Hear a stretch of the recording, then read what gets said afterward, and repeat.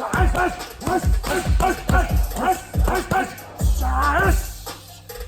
guys, we are working defenses against hook punches, countering with those depending on the distance that we are and how fast we can recognize that punch.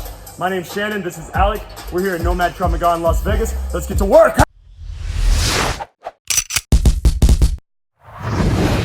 All right, guys, we're working defenses against hook punches. So depending on the level of recognition you have of that angle of attack coming at you, you're gonna be able to do different things, right? So if they're throwing these big wide hooks like this, you may only work cover, you might work an outside like 360 defense, but if they're throwing big wide angles like this, you have a better chance of recognizing that, right? So we got three different options we're gonna work, starting with the quickest level of recognition to the latest level of recognition, where you may have to make a quick defense that's just gonna cover it at the last second, right? So if we're working the highest level of recognition, it's gonna be our post, right? As that attack comes in, I'm posting out on the bicep. As you can see, my hand is directly on his bicep, and I'm making sure not to defend with my thumb out. If she were to look at that thumb there, we don't want that thumb down, right? Because it's gonna break. If I'm trying to defend his whole body and his hook punch with just my thumb, go ahead and push through, boom, it's gonna come out and your thumb's gonna be dangling like this. High likelihood of that happening, right? So when I defend with that post, I'm posting out, it looks exactly like a palm strike, and you're aiming right to his bicep. So if we did that a couple times on that side, we did it on the other side, back to the other side, all right? This is because I can recognize the attack coming in.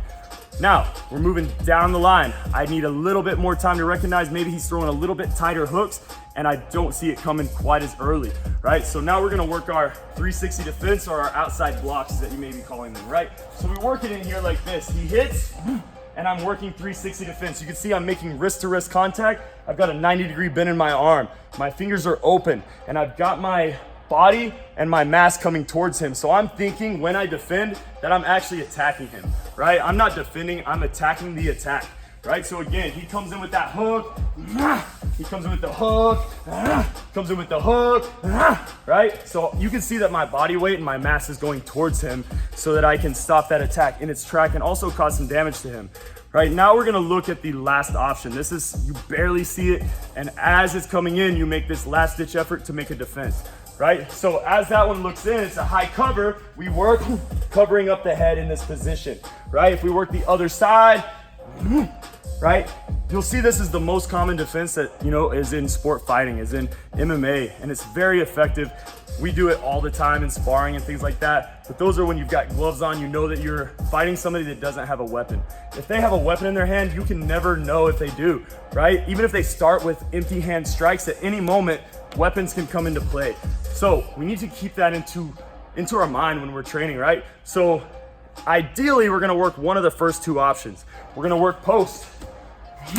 We're gonna work 360 defense outside, right? Because if I start covering and he has any type of a sharp implement in his hand, like, something he picked up off the ground, like broken glass, maybe a screwdriver, maybe he pulls a knife out of his pocket and he's trying to stab me, right? If I'm only relying on my high cover all the time, then I'm getting stabbed every time I do that if that guy is armed, right? So recapping one more time.